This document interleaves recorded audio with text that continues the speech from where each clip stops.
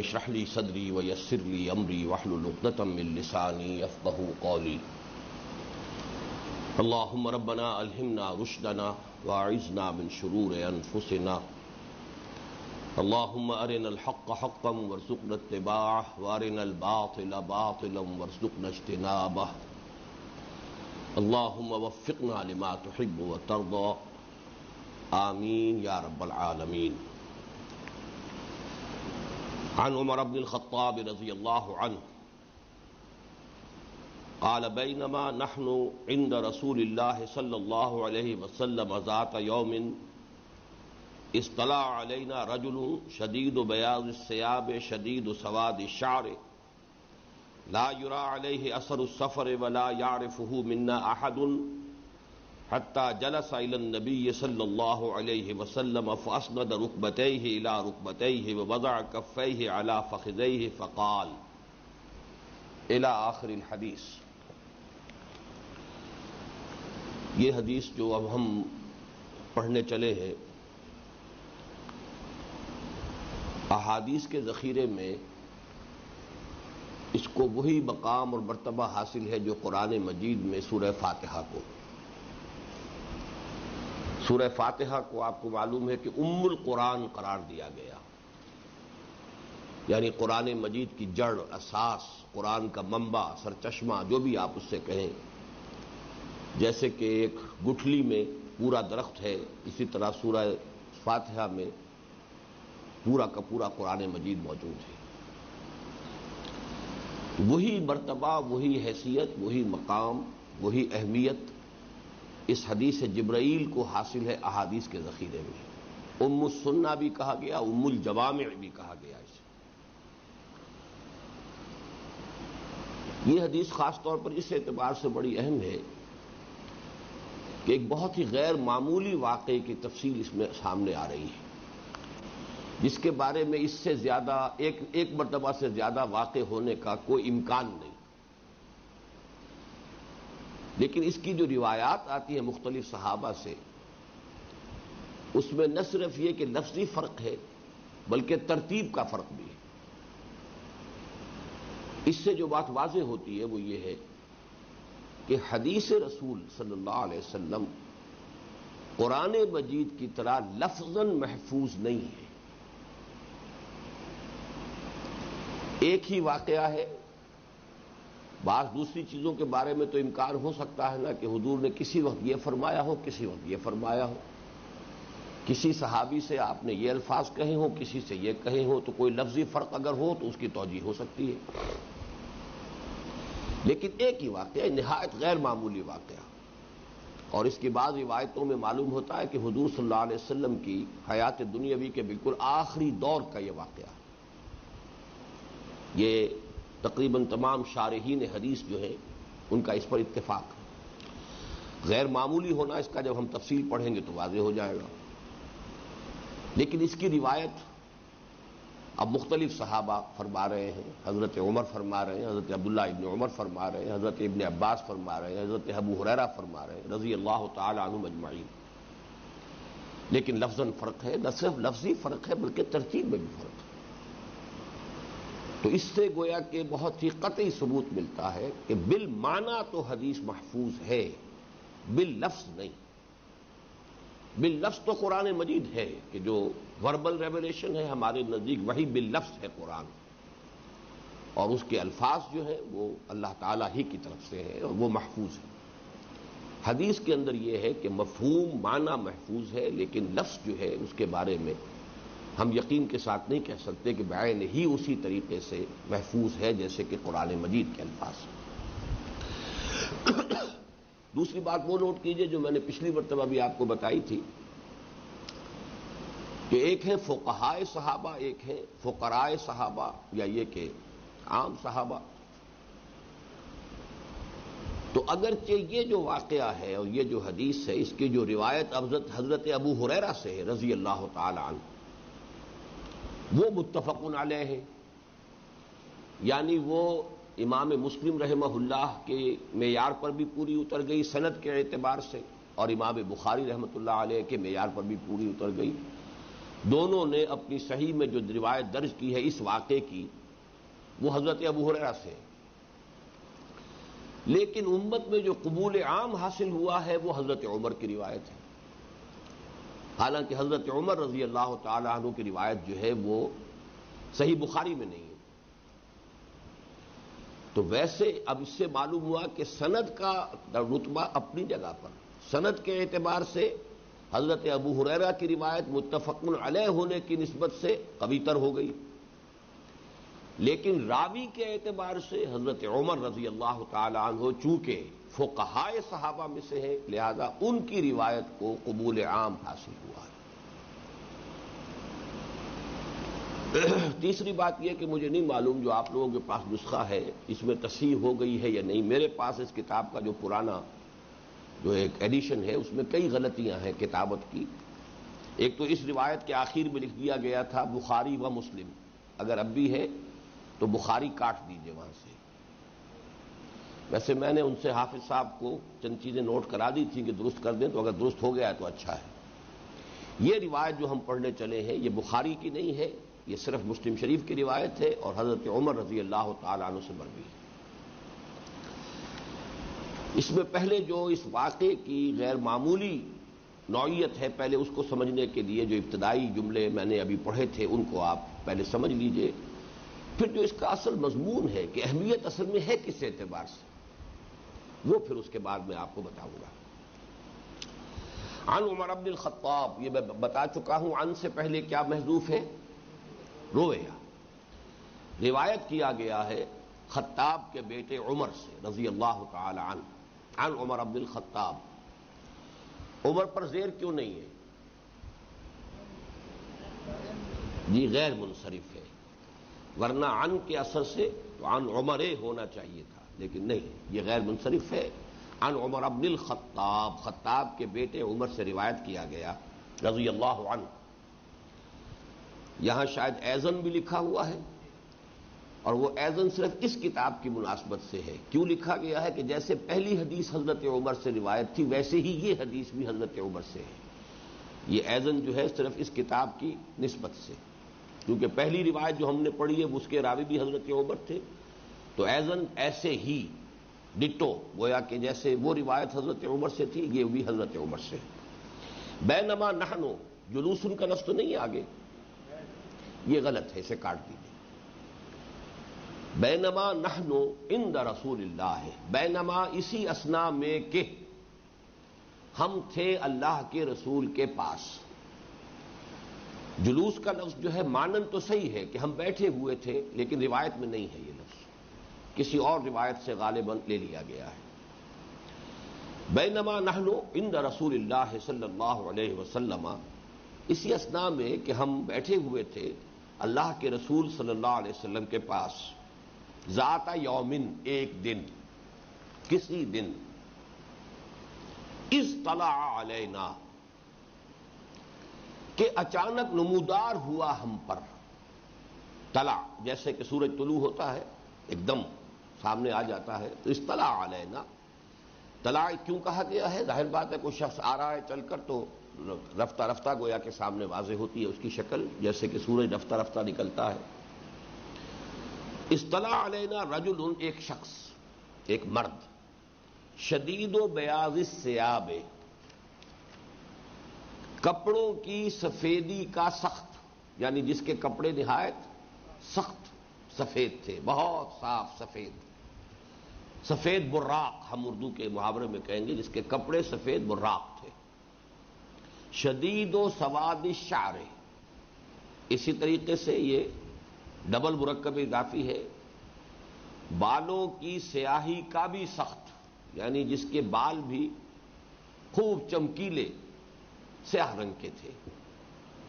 لا یرا علیہ اثر السفر، اب یہ اسی کی اصل میں مزید وضاحت کر رہے ہیں، نہیں دکھائی دیتا تھا اس پر سفر کا کوئی اثر، کوئی آثار سفر کے نہیں تھے، کیونکہ سفر سے کوئی شخص آتا ہے اچانک تو اس کے کپڑے پر گردہ ہوگا، اس کے بالوں میں گردہ ہوگا۔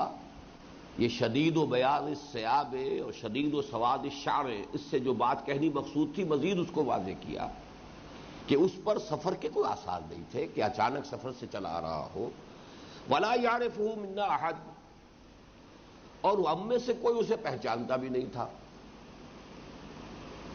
یعنی یہ کہ اگر کوئی شخص پہلے سے یہاں آ کر مقیم تھا تو کسی اور شخص کے ساتھ آتا، اپنے میزبان کے ساتھ آتا، یا پہلے سے کوئی شخص واقف ہوتا تو آتے ہی جیسے ہوتا ہے گریٹنگ ہوتی ہے، کوئی شخص جو ہے فوری طور پر اس کا کوئی استقبال سا کرتا کسی انداز میں. کسی شخص کے چہرے بشرے سے اس طرح کا اندازہ نہیں ہوا کہ اس سے پہلے سے واقف ہے. اب دیکھیں کس قدر عمدہ یہ آ رہی ہے، اس واقعے کی غیر معمولی نوعیت کو واضح کیا جا رہا ہے. اطلع علینا رجل شدید بیاض الثیاب شدید سواد الشعر لا یرا علیہ اثر السفر ولا یعرفہ منا احد. اس میں ایک سوال ہو سکتا ہے کہ حضرت عمر نے اتنی بڑی بات کیسے کہہ دی کہ ہم میں سے کوئی شخص نہیں پہچانتا تھا. فرض کیجئے وہاں 50 آدمی سے بیٹھے ہیں تو کیا استصواب کر لیا تھا کہ سب سے پوچھ لیا تھا؟ یعنی اصل میں مجمع کے اندر اندازہ ہو جاتا ہے کہ سب کے چہرے ایسے ہوں گے ہکا بکا سے. کوئی ایک شخص بھی اگر جاننے والا ہوتا تو وہ اٹھتا کسی درجے میں، کوئی اس کی طرف سے جسچر ہوتا کہ جس سے معلوم ہوتا کہ یہ ان کے واقف ہے. تو لا یرا علیہ اثر السفر، ایسا بھی نہیں کہ اچانک چلا آ رہا ہو، ابھی مدینے میں داخل ہوا ہو تو اس کے اوپر کوئی نہ کوئی آثار سفر کے ہونے چاہیے تھے. اگر مدینے کا شخص ہوتا تو ہم واقف ہوتے، اگر مدینے کے کسی شخص کے پاس آ کر مقیم ہوتا کوئی مہمان تو اس کے ساتھ آتے، یا یہ کہ وہ کم سے کم اٹھ کر خیر مقدم کرتے ان کا. ان میں سے کوئی بات نہیں تھی. حتی جلس الی النبی، اب یہاں حتی سے ایک بات واضح ہو رہی ہے. حتی جو ہے، حتی جلسا، یہاں تک کہ بیٹھ گئے. کیا مطلب؟ گویا کہ تیر کی طرح چیرتے ہوئے مجمع کو وہ بڑھتے چلے آئے. ایک یہ ہوتا ہے کہ آدمی ٹھٹکتا ہے، نیا آدمی آئے دروازے ہی میں بیٹھتا ہے، کہیں پیچھے جگہ بناتا ہے، وہ تو تیر کی طرح چیرتا ہوا شخص آیا آگے. حتی جلس الی النبی صلی اللہ علیہ وسلم، این حضور صلی اللہ علیہ وسلم کے سامنے آ کے بیٹھ گئی. فاسند رکبتیہ الی رکبتیہ، اسندہ یہ وہی اسناد آ گئی جو حدیث کی سند ہوتی ہے. سند کسے کہتے ہیں؟ جوڑ، راویوں کا جوڑ ملانا. تو اسندہ اس نے ٹکا دیے، جوڑ دیے. مسند بھی اسے کہتے ہیں جس پر کہ ٹیک لگا لی جائے، مسند. تو اسندہ رکبتیہ، اپنے دونوں گھٹنوں کو جوڑ دیا، الی رکبتیہ، حضور صلی اللہ علیہ وسلم کے دونوں گھٹنوں سے. اگرچہ یہاں پر جو اس روایت میں رکبتیہ جو ہے دوسری مرتبہ جو آیا ہے تو اس میں یقین کے ساتھ تو نہیں کہہ سکتے، لیکن اسندہ کا لفظ ہے تو ظاہر بات ہے کہ جوڑے ہیں اپنے تو حضور کے ساتھ. لیکن بعض دوسری روایات میں یہ بھی ہے کہ انہوں نے حضور کے گھٹنوں کے ساتھ اپنے گھٹنے جوڑ دیے. فاسند رکبتیہ الی رکبتیہ ووضع کفیہ علی فخذیہ، یہاں زیادہ امکان ہے فخذیہ، اور ہاتھ رکھ دیے، اپنی دونوں ہتھیلیاں، اپنے دونوں ہاتھ ٹکا دیے فخذیہ. اب یہاں دونوں امکان، اپنی رانوں پر، یعنی گھٹنے تو جوڑ دیے لیکن اپنے ہاتھ جیسے کہ ہم بیٹھتے ہیں تشہد میں اپنے زانوؤں کے اوپر اپنی رانوں پر رکھ لیے. لیکن فخذیہ سے مراد حضور کے ران بھی ہو سکتی ہے، اور اس کی وضاحت دوسری حدیثوں میں ہے کہ حضور کی رانوں پر ہاتھ رکھے. چنانچہ فی روایت احمد و بزار عن ابن عباس فجلس بین یدی رسول اللہ صلی اللہ علیہ وسلم واسند ووضع علی رکبتیہ رسول اللہ ووضع کفیہ علی رکبتیہ النبی صلی اللہ علیہ وسلم. تو جو مسند احمد میں اور بزار میں جو روایت حضرت عبداللہ ابن عباس سے ہے اس میں وضاحت ہے کہ انہوں نے اپنے دونوں ہاتھ حضور کی رانوں پر رکھ دیے. اب یہ بھی بہت غیر معمولی بات ہے. تو یہ ساری جو کیفیت ہے یہ سامنے آ گئی کہ معاملہ بہت ہی غیر معمولی ہے اور نہایت اچنبے والا ہے. یہ دوسری بات ہے کہ حضور کی محفل ہے، اس کے آداب ہیں. جب حضور نے کسی چیز کے اوپر ناگواری کا جو ہے اظہار نہیں فرمایا تو سب لوگ بھی جو ہے اس کی وجہ سے خاموش ہیں. لیکن واقعہ جیسا کہ میں نے عرض کیا کہ ثابت ہو رہا ہے کہ بہت ہی غیر معمولی ہے. اب اس کے بعد جو ہے 4 سوالات اس شخص نے کیے، وہ ہے اس کا نفس مضمون. میں ابھی اس نفس مضمون پر نہیں آ رہا بلکہ اس کا آخری حصہ تاکہ واقعہ پورا جو ہے وہ آپ حضرات کے سامنے آ جائے کہ کیا ہوا. بیچ میں کنورسیشن، سوال جواب کیا ہے، وہ در حقیقت اس کا نفس مضمون ہے، اس پر بعد میں گفتگو ہوگی. آخر میں چلیے سمن طلقا، 4 سوالات اور ان کے جوابات ہو گئے، سمن طلقا، پھر وہ چلا گیا وہ شخص.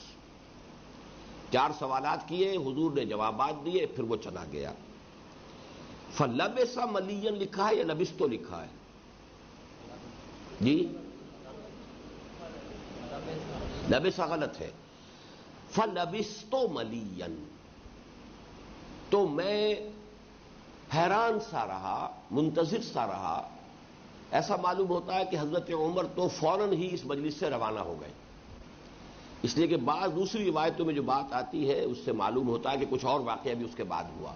جیسے ہی یہ صاحب چلے گئے، حضرت عمر رضی اللہ تعالیٰ عنہ بھی اس محفل سے روانہ ہو گئے، لیکن یہ کہ خود ایک الجھن میں رہے. فلبثت ملیا، تو میں اسی سوچ میں رہا کہ یہ شخص کون تھا، یہ واقعہ کیا ہوا، یہ سوال جواب جو ہے اس نوعیت سے جو ہوئے.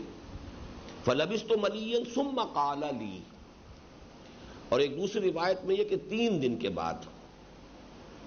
یہ نسائی اور ابو داؤد میں جو روایت حضرت عمر سے آئی ہے رضی اللہ تعالیٰ عنہ، یہی روایت. مسلم شریف کے الفاظ تو ہم پڑھ رہے ہیں، لیکن یہ روایت جو ہے اگرچہ بخاری میں نہیں ہے لیکن دوسری جو کتابیں ہیں حدیث کی اس میں تو موجود ہے. تو اس میں حضرت عمر کی روایت میں بھی یہاں پر نہیں ہے، لیکن اس روایت میں موجود ہے کہ 3 دن کے بعد اب حضرت عمر سے حضور نے پوچھا، فقال لی یا عمر. تو حضور صلی اللہ علیہ وسلم نے مجھ سے دریافت کیا، ہے عمر اتدری من السائل، تمہیں پتا چلا وہ سائل کون تھا؟ اب دیکھیے میں یہاں ترجمہ تھا کر رہا ہوں اس لیے کہ واضح ہو گیا ہے کہ 3 دن کے بعد یہ بات حضور حضرت عمر سے پوچھ رہے ہیں. اگر یہ بات دوسری روایت سامنے نہ ہوتی تو یہ بھی امکان تھا کہ وہیں پوچھا ہو، تم نے سمجھا بھی عمر کہ یہ کون ہے یا کون تھا جو چلا گیا. لیکن یہاں تو ہمیں یقین کے ساتھ معلوم ہے کہ 3 دن کے بعد پوچھا، یا عمر و تدری من السائل، اے عمر تمہیں پتا چلا، تمہیں معلوم ہے وہ سائل کون تھا؟ قلت اللہ و رسولہ اعلم، میں نے عرض کیا اللہ اس کے رسول زیادہ واقف ہیں. قال فإنه جبرائیل اتاکم یعلمکم دینکم، حضور نے فرمایا بھائی وہ جبرائیل تھے جو آئے تھے تمہارے پاس تاکہ تمہیں سکھائیں تمہارا دین. اب ان الفاظ کو ذرا نوٹ یہاں کر لیجئے کہ اگر یہ بات صحیح ہے جیسا کہ میں نے آپ سے عرض کیا ہے کہ اس پہ تقریباً یہ فتح الباری، عمدۃ القاری، یہ جتنی بھی شروع ہیں ان سب میں یہ بات جو ہے واضح کی گئی ہے کہ یہ حضور صلی اللہ علیہ وسلم کی حیات دنیاوی کے آخری دور کی بات ہے، آخری ایام کی بات ہے. تو آئے تھے کہ تمہیں سکھائیں تمہارا دین، تو کیا دین کے سمجھنے میں کوئی کسر رہ گئی تھی؟ پورا قرآن نازل ہو چکا ہے، حضور صلی اللہ علیہ وسلم کی 23 برس کی جو نبوت و رسالت کی زندگی کا دور ہے اس سے پہلے ظاہر بات ہے وحی کا آغاز نہیں ہوا تھا، وہ تقریباً اپنے اختتام کو پہنچ رہی ہے. تو کیا تو معلوم ہوا کہ دین کا کوئی بہت اہم مسئلہ تھا کہ جس کے بارے میں اللہ تعالیٰ کو یہ خیال ہوا کہ یہ ابھی پورے طور سے واضح نہیں ہے، مسلمانوں پر پورے طور سے واضح نہیں ہے. کوئی بہت اہم بات، کوئی ایسی تو یہاں پر ایسا نہیں ہے کہ کوئی فقہ کی کتاب آ کر پڑھا گئے ہوں، وہ کوئی قوانین کی تفصیل دے گئے ہوں، کچھ بھی نہیں. بتائیے اسلام کیا ہے، بتائیے ایمان کیا ہے، بتائیے احسان کیا ہے، اور آخر قیامت کی نشانیاں کیا ہے. 4 سوالات ہیں.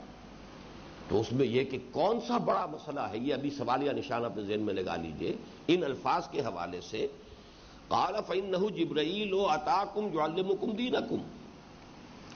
ایک اور طریق جو ہے اس کا، اس روایت کا، اس میں آیا ہے اراد ان تعلموا اذ لم تسألوا، اللہ نے چاہا کہ تم سمجھو سیکھ لو جبکہ تم نے خود سوال نہیں کیا. یعنی یہ سوال تمہیں خود کرنا چاہیے تھا، تمہیں اس مسئلے کے بارے میں استفسار مجھ سے خود کرنا چاہیے تھا، لیکن چونکہ تمہاری جانب سے اذ لم تسألوا، جب تم نے سوال نہیں کیا تو اللہ تعالیٰ نے حضرت جبرائیل کو بھیجا ہے تاکہ وہ سوال کریں اور دین کا وہ اہم مسئلہ تمہیں سمجھا دیں. اس میں ایک اور روایت میں یہ الفاظ بھی آئے ہیں، یہ حضرت عبداللہ ابن عمر یعنی حضرت عمر کے صاحبزادے جو ہیں ان سے جو روایت ہے، اور حضرت عبداللہ ابن عباس سے روایت کے الفاظ میں ھذا جبرائیل جاءکم یعلمکم دینکم ما اتانی فی صورت الا عرفتہ غیر ھذہ الصورہ. حضور نے فرمایا صلی اللہ علیہ وسلم کہ یہ جبرائیل تھے جو آئے تھے تمہیں تمہارا دین سکھانے کے لیے، اور اس سے قبل کبھی ایسا نہیں ہوا کہ وہ کسی بھی شکل میں آئے ہوں مگر میں نے انہیں پہچان لیا. میں نے ہمیشہ پہچان لیا، سوائے آج کی اس صورت کے کہ میں بھی نہیں پہچان پایا کہ یہ جبرائیل تھے. یہ روایت کے الفاظ ہیں حضرت عبداللہ ابن عمر سے. ایک اور روایت میں اس قدر وضاحت بھی آئی ہے کہ جب وہ صاحب روانہ ہو گئے، اور جیسا کہ میں نے عرض کیا ہے حضرت عمر بھی معلوم ہوتا ہے کہ اسی وقت نکل کر چلے گئے، اس لیے کہ بعد کی یہ ساری تفاصیل حضرت عمر کی روایت میں نہیں ہے. میں یہ پورا پس منظر اس لیے بتا رہا ہوں کہ روایات کا اختلاف بھی واضح ہو جائے کہ کیوں ہے. اب ایک مجمع ہے، اس میں لوگ بیٹھے ہوئے ہیں، ایک واقعہ ہوا ہے، حضرت عمر فوراً روانہ ہو گئے، تو آپ ان کی علم میں وہ باتیں نہیں آئیں جو بعد میں لوگ بیٹھے رہے ان کے علم میں آ گیا. اس میں یہ بھی ہے کہ حضور نے فرمایا جب وہ شخص چلا گیا اسے ردو ہو لیا، اسے ذرا بلاؤ، واپس بلاؤ اسے. لیکن اب یہ کہ کونا کونا چھان مارا گیا، کہیں پتہ نہیں چلا کہاں گئے. یعنی جیسے اچانک آئے تھے بولڈ فرام دی بلو، اسی طریقے سے وہ معلوم ہوا کہ کہیں تحلیل ہو گئے ہوا میں، کیا ہوا کہیں پتہ نہیں چل رہا، سراغ نہیں ہے، کہاں گئے، غائب ہو گئے اچانک. یہ بھی اسی میں موجود ہے. تو پھر جب حضور صلی اللہ علیہ وسلم کو بتایا گیا کہ ان کا تو کچھ خبر نہیں لگ رہی، کہیں معلوم نہیں ہو رہا، تب آپ نے کہا اچھا تو یہ جبرائیل تھے جو تمہیں تمہارا دین سکھانے آئے تھے. اور آج تک کبھی ایسا نہیں ہوا کہ کسی بھی شکل میں جبرائیل آئے ہوں اور میں نے انہیں نہ پہچانا ہو، سوائے اس مرتبہ، غیر هذه الصورہ، سوائے اس مرتبہ جو ہے. عام طور پر جب انسانی شکل میں حضرت جبرائیل آتے تھے تو ایک نہایت خوبصورت صحابی تھے حضرت دحیہ کلبی رضی اللہ تعالی عنہ، تو ان کی شکل میں آتے تھے. لیکن یہ کہ اس سے معلوم ہوتا ہے ان الفاظ سے کہ یہ لازم نہیں تھا. مختلف صورتوں میں انسانی شکل میں جب بھی حضرت جبرائیل آئے تو مختلف شکلیں اختیار کرتے تھے. اس لیے کہ حضور نے فرمایا کہ ما اتانی فی صورت الا عرفتہ غیر هذه الصورہ، اس مرتبہ جس شکل میں یہ آئے تھے سوائے اس کے میں نے ہر مرتبہ جس انسانی صورت میں بھی یہ آئے میں نے انہیں پہچان لیا. یہ میں نے اس کا آخری حصہ بھی آپ کو پہلے بتا دیا کہ جیسے اس واقعے کا ابتدائی حصہ جو ہے بہت غیر معمولی ہے، لیکن یہ کہ اس کے ضمن میں کوئی اختلاف نہیں ہے. وہ تو سب کے سب لوگ بیٹھے ہوئے تھے، اچانک سب کے سب لوگ آئے. آخری حصے کی تفاصیل میں اختلافات ہیں، اور وہ کیوں ہے؟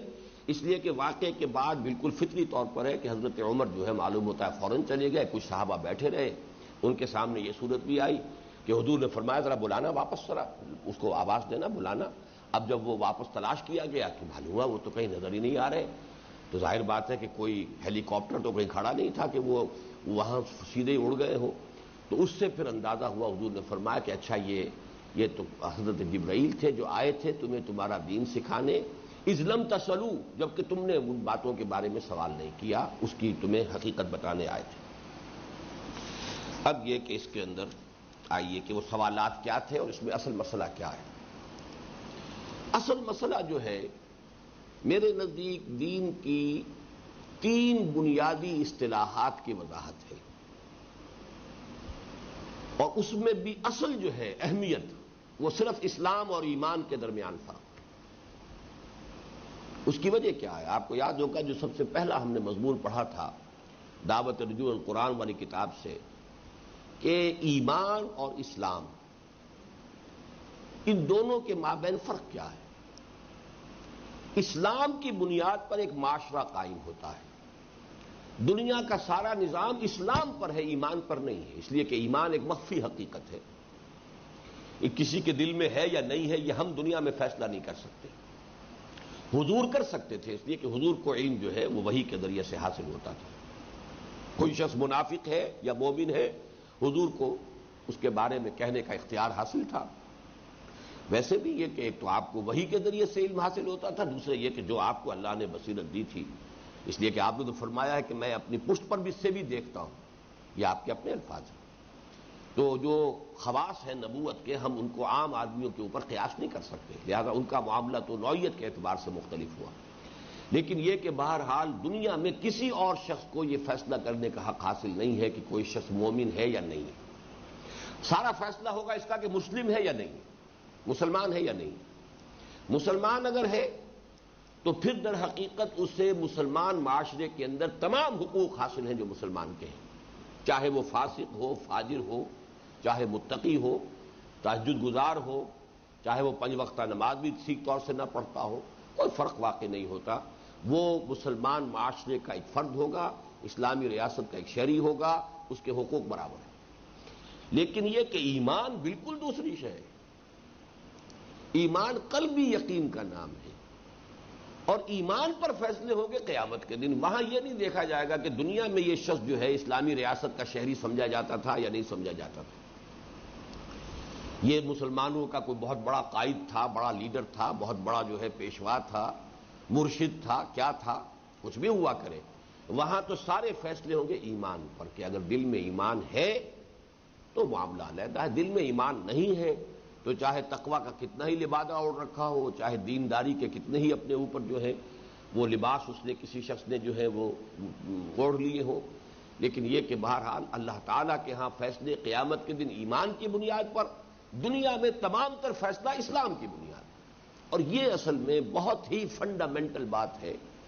حقیقت ایمان کے موضوع پر میرے 5 روز کے یہاں محاضرات ہوئے تھے، ان کے ویڈیو آڈیو کیسٹس موجود ہیں، میں نے اس میں تفصیل سے بیان کیا ہے کہ اس میں کیا کیا لوگوں سے غلطیاں ہوئی۔ سب سے پہلی غلطی جو ہوئی ہے وہ خوارج سے ہوئی کہ انہوں نے گناہ کبیرہ کی بنیاد پر تکفیر کا فیصلہ کرنا شروع کر دیا۔ کسی نے گناہ کبیرہ کا ارتکاب کیا، کافر ہو گیا، کافر ہو گیا تو مرتد ہو گیا، مرتد ہو گیا واجب القتل ہے، مباح الدم ہے، اب اس کا خون جو ہے حلال ہے، خون بہا دینا جائز ہے، اس کا مال جو ہے وہ مال غنیمت کے طور پر آپ اس کو حاصل کر سکتے ہیں۔ یہ ساری چیزیں جو ہے وہ ایک کڑی دوسری کڑی سے جڑتی چلی جائے گی جب آپ نے گناہ کبیرہ کے مرتکب کو کافر کر دیا۔ دیکھیے یہی وجہ ہے کہ اسی موضوع پر امام ابو حنیفہ رحمۃ اللہ علیہ، جو ویسے تو ائمہ اربعہ میں سے میں بھی انہیں امام اعظم مانتا ہوں، کوئی شک نہیں ہے، قانون کا جس قدر گہرا فہم اللہ نے انہیں دیا تھا، یہ اللہ کی دین ہوتی ہے، جس کو جو شے دے دے اللہ تعالیٰ کی طرف سے عطا ہے، اس کی لاجک، قانون، اس کی جو ہے گہرائی، وہ حضرت امام ابو حنیفہ رحمۃ اللہ علیہ پر اللہ کا خصوصی فضل ہے۔ ان کی کوئی کتاب فقہ پر نہیں ہے۔ کہا جاتا ہے کہ ایک کتاب، وہ بھی ڈاؤٹ فل ہے، اس کے بارے میں بھی شک ظاہر کیا جاتا ہے کہ وہ بھی ان کی تصنیف ہے یا ان کے کسی شاگرد کی ہے، اس لیے کہ پچھلے زمانے میں یہ رواج تھا کہ شاگرد بھی تصنیفیں لکھ کر اپنے استاد کی طرف منسوب کر دیتے تھے۔ قاضی ثناء اللہ پانی پتی رحمۃ اللہ علیہ تفسیر لکھ رہے ہیں، تفسیر کا نام تفسیر مظہری ہے، اور مرزا مظہر جانے جانا رحمۃ اللہ علیہ شہید جو ہے وہ ان کے استاد بھی تھے اور ان کے پیر اور مرشد بھی تھے۔ مصنف اس تفسیر کے جو ہیں وہ ہے قاضی ثناء اللہ پانی پتی، لیکن وہ تفسیر کا نام رکھ رہے ہیں اپنے استاد کے نام پر، تفسیر مظہری، استاد اور مرشد کے نام پر۔ تو اس بات کا امکان ظاہر کیا جاتا ہے کہ الفقہ الاکبر جو واحد ایک کتاب ہے جس کے بارے میں گمان غالب یہ ہے کہ وہ تصنیف ہے امام ابو حنیفہ رحمۃ اللہ علیہ کی، اس کے بارے میں بھی یہ شک ظاہر کیا گیا ہے کہ وہ اصلاً امام صاحب کی تصنیف نہیں بلکہ ان کے کسی شاگرد کی تصنیف ہے، جس نے تعظیماً منسوب کر دیا ہے اسے اپنے استاد کی طرف۔ لیکن یہ کہ بہرحال اگر ہے تو وہی ایک تصنیف ہے، وہ فقہ الاکبر ہے، وہ انہی موضوعات پر ہے کہ اسلام تکفیر کب ہوگی، گناہ کبیرہ کا مرتکب جو ہے کافر نہیں ہے، یہ تمام چیزیں، المسلم و کف لکل مسلم، تمام مسلمان آپس میں درجے کے اعتبار سے برابر ہیں۔ جب کسی کی تکفیر ہو گئی وہ زیرو ہو گیا، اب اس کے اسلامی ریاست کے حقوق جو ہے وہ ایک مسلم کی شہری کے حصے سے ختم ہو گئے، بلکہ وہ تو اسلامی ریاست میں تو مرتد ہے، واجب القتل ہے۔ لیکن یہ ہے کہ جب تک تکفیر نہیں ہوئی ہے، کتنا بڑے سے بڑا گناہ کیا ہو، اس نے فرض کیجئے شادی شدہ ہونے کے باوجود اگر اس نے زنا کیا، رجم کر دو، اس سے بڑی سزا اور کیا ہوگی؟ پتھر مار مار کے کسی کو ہلاک کر دینا، لیکن پھر نماز جنازہ پڑھی جائے گی، وہ مسلمان مانا جائے گا، مسلمان مرا ہے۔ اسی طریقے سے کسی نے چوری کی، ہاتھ کاٹ دو، لیکن نماز اس کا جو بھی ہے اس کو مسلمان مانا جائے گا۔ اس کے بعد اگر کوئی قصاص میں قتل کیا گیا، قتل کر دو، لیکن یہ کہ نماز جنازہ پڑھی جائے گی، اس لیے کہ بہرحال وہ مسلمان مرا۔ تو اس حوالے سے ان چیزوں کے مابین اگر انسان جو ہے وہ ذرا سی غلطی کرے تو بات وہی ہو جاتی ہے کہ یک لحظہ غافل گشتم و 100 سالہ راہم دور شد، کہ ذرا سا کسر ہوئی اور کہیں سے کہیں بات پہنچ گئی، گناہ کبیرہ کا مرتکب کافر ہو گیا۔ اس کے بالکل برعکس کام کس نے کیا ہے؟ وہ اہل تشیع نے کیا ہے۔ اس دنیا میں فیصلے کرنے لگے کہ مومن کون ہے، مسلم کون ہے۔ اس لیے وہ اپنے آپ کو کہتے ہیں مومن بھائی. باقی مسلمانوں کو آؤٹ آف چیریٹی، یہ بھی ان کا بڑا یوں سمجھیے کہ ان کی بڑی مہربانی ہے کہ کہتے ہیں کہ ہم انہیں مسلمان مانتے ہیں. حضرت ابوبکر کو، حضرت عمر کو، حضرت عثمان کو جو بڑے سے بڑا روادار شیعہ ہوگا وہ کہے گا ہم مسلمان مانتے ہیں. مومن ماننے کو وہ تیار نہیں ہے. مومن تو ان کی فہرست میں چند ہیں، 5-6 ہیں افراد بس، باقی سب کے سب مسلم ہیں. تو یہ ایک بات صحیح ہے کہ مومن اور مسلم میں فرق ہے. یہ تو ہمارا سورہ حجرات کا بڑا برکتی درس ہے. قالت الاعراب آمنا قل لم تؤمنوا ولكن قولوا اسلمنا ولما يدخل الايمان في قلوبكم. تو اس کیفیت کو تو ہم مانتے ہیں کہ ہو سکتا ہے کہ ایک شخص مسلم مانا جائے اور وہ مومن نہ ہو، لیکن غلطی کیا ہے کہ یہاں آپ فیصلہ کرنے کے مجاز نہیں ہے کہ کون مومن ہے اور کون مسلم ہے. یہ اللہ کے ہاں جا کر کھولے گا معاملہ. آخرت میں جو فیصلے ہوں گے وہ ایمان کی بنیاد پر ہوں گے. دنیا میں ہم صرف اسلام کا فیصلہ کر سکتے ہیں. یہ شخص کافر تھا، ہندو تھا، عیسائی تھا، فلاں تھا، اب مسلمان ہو گیا، اب مسلمان ہے. یا یہ شخص مسلمان تھا، اپنے اس قول کی وجہ سے یا فعل کی وجہ سے یا اس نے جو بھی خود جو ہے اعلانیہ اپنا مذہب تبدیل کیا وہ کافر ہو گیا. یہ جو فیصلہ ہوگا تو اس کا فیصلہ تو ہم کر سکتے ہیں کہ یہ غیر مسلم ہو گیا. مسلم اور غیر مسلم کا فیصلہ دنیا میں ہوگا. لیکن مسلمان جو ہے آیا وہ مومن ہے، آیا وہ منافق ہے، اور ایک تیسری شکل کیا ہے یاد ہے یا نہیں؟ Zero level. اس لیے کہ اس کو ہمارے عام علماء نہیں مانتے، لیکن میں اس آیت سے استنباط کر کے یہ ثابت کرتا ہوں کہ ایک زیرو لیول بھی ہو سکتا ہے کہ دل میں خلا ہے، نہ ایمان نہ نفاق. اور در حقیقت آج کے مسلمانوں کی عظیم اکثریت اسی کیٹیگری میں ہے. منافق نہیں ہے لیکن مومن بھی نہیں ہے. مومن اگر ہوں تو دنیا میں سربلند ہو، انتم الاعلون ان کنتم مومنین. سربلند تو ہم ہیں نہیں، مومن ہم نہیں ہو سکتے، لیکن منافق بھی نہیں. بیچ کی ایک کیٹیگری ہے اس وقت. اور اس آیت سے میں نے اسی لیے ثابت کیا قالت الاعراب آمنا قل لم تؤمنوا ولكن قولوا اسلمنا ولما يدخل الايمان في قلوبكم. ایمان کی نفی تو نہایت مؤکد انداز میں کر دی گئی. لم تؤمنوا اس میں بھی تاکید کا رنگ ہے. ما آمنتم کی بجائے لم تؤمنوا کہنے کے اندر یہ زیادہ زور ہے. نمبر 2 اس کے بعد فرمایا ولما يدخل الايمان في قلوبكم، تمہارے دلوں میں ابھی تک ایمان داخل نہیں ہوا. لیکن اس کے ساتھ ہی فرمایا وَإِن تُطِيعُوا اللَّهَ وَرَسُولَهُ لَا يَلِدْكُم مِّنْ أَعْمَالِكُمْ شَيْئًا. اگر تم اللہ اور اس کے رسول کی اطاعت کرتے رہو گے تو تمہارے اعمال میں کوئی کمی نہیں کرے گا، اجر و ثواب میں. منافق کا یہ معاملہ ہو نہیں سکتا. منافق کا تو کوئی عمل اللہ کے ہاں قبول ہے ہی نہیں. لہذا اسی آیت میں ثبوت موجود ہے کہ وہ نہ مومن ہے نہ منافق ہے. اور یہ کہ میتھمیٹکس کا تو سیدھا سا قاعدہ ہے کہ آپ ایک طرف کرتے جائیے پازیٹو +1 +2 +3 +4 پلس انفینٹی، -1 -2 -3 -4 -5 انفینٹی، درمیان میں لازماً 0 ہے. لہذا یہ تیسری حالت. لیکن ہم دنیا میں کسی شخص کے بارے میں تعین کے ساتھ فیصلہ نہیں کر سکتے. یہ جملہ بھی جو میں نے کہہ دیا ہے جنرلائز جملہ تو میں کہہ سکتا ہوں کہ آج مسلمانوں کی عظیم اکثریت اس 3rd کیٹیگری میں ہے. پرٹیکولر پرسن کو کسی کو میں نہیں کہہ سکتا، کسی شخص کو میں یہ نہیں کہہ سکتا کہ یہ منافق ہے یا مومن ہے، اللہ عالم. تو اس موضوع پر در حقیقت یہ حدیث کہ ریاست کا سارا معاملہ، معاشرے کی ساری بنیاد اسلام پر ہوگی، اس میں ایمان زیر بحث آئے گا ہی نہیں. جبکہ اصل شے ایمان ہے. قیامت جب اصل زندگی آخرت کی زندگی ہے وہاں فیصلہ ہوگا ایمان کی بنیاد پر، تو اصل اہمیت تو اس کی ہے. لیکن دنیا میں جو تمہاری لیمیٹیشنز ہے اس کی بنیاد پر تمہیں سارا معاملہ اسلام کی بنیاد پر کرنا ہے. اب دیکھیے یہاں سب سے پہلا سوال کیا ہے؟ فقال، حضرت جبرائیل نے کہا یا محمد اے محمد صلی اللہ علیہ وسلم اخبرنی عن الاسلام، مجھے باخبر کیجئے، مجھے بتائیے اسلام کے بارے میں. فقال رسول اللہ صلی اللہ علیہ وسلم، تو فرمایا اللہ کے رسول صلی اللہ علیہ وسلم نے الاسلام ان تشہد. اب یہاں نوٹ کر لیں، تومنا کا لفظ نہیں آیا یہاں. اسلام یہ کہ تو گواہی دے، ان تشہد ان لا الہ الا اللہ وان محمدا عبدہ ورسولہ. وَتُقِيمُ الصَّلَاةَ وَتُؤْتِيَ الزَّكَاةَ وَتَصُومَ رَمَضَانَ وَتَحُجَّ الْبَيْتَ إِنِ اسْتَطَعْتَ إِلَيْهِ سَبِيلًا۔ اسلام یہ ہے کہ تو گواہی دے کہ اللہ کے سوا کوئی معبود نہیں، اور یہ کہ محمد اس کے بندے صلی اللہ علیہ وسلم اور رسول ہے، اور تو قائم رکھے نماز کو اور ادا کرتا رہے زکوٰۃ، اور روزے رکھے رمضان کے، اور حج کرے اللہ کے گھر کا، بیت اللہ کا، اگر تجھے استطاعت حاصل ہو اس کے سفر کی، اس کے راستے کی، اس کے اخراجات، اس کے تمام، اسی استطاعت میں صحت بھی آ جائے گی۔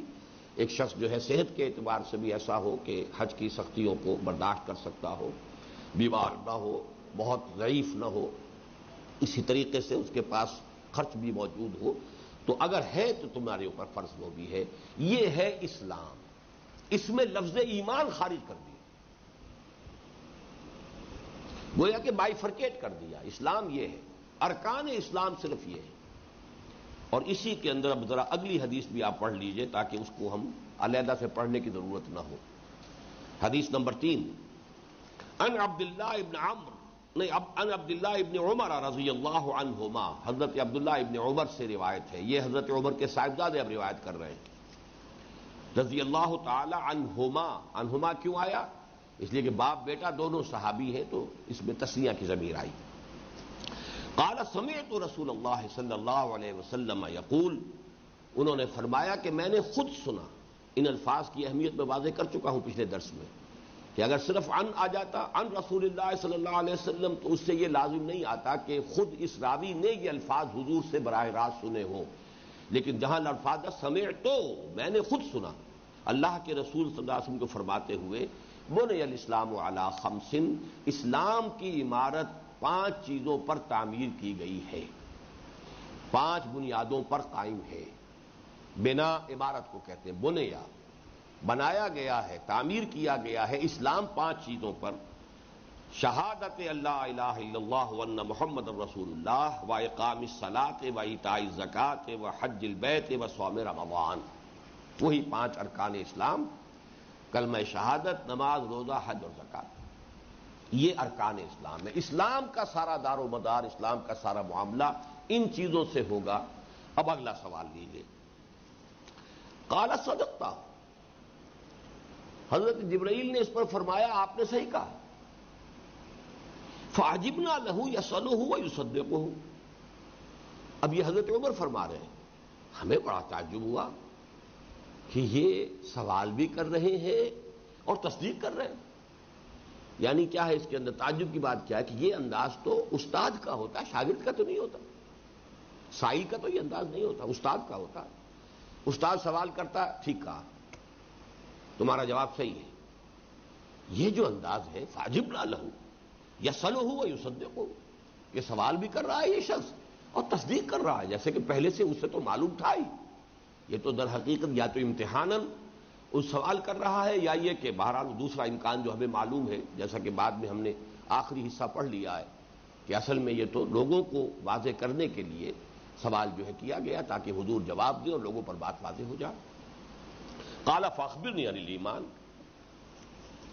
اب انہوں نے دوسرا سوال کیا، مجھے بتائیے ایمان کیا ہے؟ قال ان تؤمن باللہ وملائکتہ وکتبہ ورسلہ والیوم الآخر وتؤمن بالقدر خیرہ وشرہ۔ قال صدقت، پوچھا کہ ایمان کیا ہے؟ اب حضور نے فرمایا صلی اللہ علیہ وسلم، ایمان یہ کہ تو یقین رکھے، تجھے اعتماد ہو، وثوق ہو۔ ایمان کے لفظی معنی اعتماد اور وثوق۔ تمہیں یہ جس کی کہ سورہ حجرات کی آیت میں کس چیز سے واضح کیا گیا؟ ثم لم یرتابوا، پھر شک میں نہ پڑے، یہ ایک یقین کی کیفیت ہو جائے۔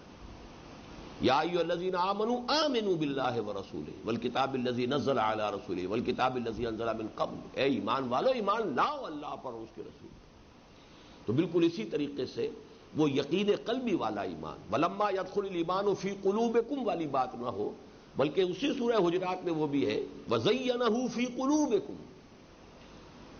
ولیکن اللہ حبب الیکم الایمان وزینہ فی قلوبکم۔ اللہ نے تو اے محمد کے ساتھیوں اور صحابیوں اللہ نے تو تمہارے نزدیک ایمان کو بہت محبوب کر دیا ہے اور اسے تمہارے دلوں میں کھبا دیا ہے، دلوں میں کھب جانا، زینہ فی قلوبکم۔ تو صحابہ کرام کی تو یہ کیفیت ہے۔ ادھر وہ لوگ تھے جو نئے نئے ایمان لائے تھے، اور چونکہ ایک رو چل گئی تھی فتح کے بعد جو ہے قبیلے کے قبیلے یدخلون فی دین اللہ افواجا، تو رأیت الناس یدخلون فی دین اللہ افواجا، وہاں کیفیت یہ تھی کہ ابھی وہ ایمان والی بات نہیں تھی لیکن اسلام تھا۔ ٹھیک ہے، اسلام قبول ہوگا اگر تم اطاعت پر کاربند رہو، دل میں کوئی کھوٹ نہ ہو، کوئی بدنیتی نہ ہو، کوئی بعد میں فساد کا کوئی منصوبہ نہ ہو، کوئی جھوٹ نہ ہو، دغا نہ ہو، فریب نہ ہو۔ اگر خلوع قلب کے ساتھ یعنی خلوص قلب کے ساتھ ہو تو ایمان ہو گیا۔ اگر خلوع قلب کے ساتھ بھی ہے کہ قلب میں تو خلا ہے، نہ کوئی بدنیتی ہے نہ یقین ہے، لیکن عمل میں اطاعت موجود ہے، تب بھی تمہارے ساتھ یہ رعایت کی گئی وَإِن تُطِيعُوا اللَّهَ وَرَسُولَهُ لَا يَلِدْكُم مِّنْ أَعْمَالِكُمْ شَيْئًا إِنَّ اللَّهَ غَفُورٌ رَحِيمٌ، اس لیے کہ اللہ غفور الرحیم ہے۔ اللہ کی ان دو صفات کا حوالہ سورہ حجرات میں، اسی لیے اس بات کو میں نے بڑی تفصیل سے واضح کیا ہے۔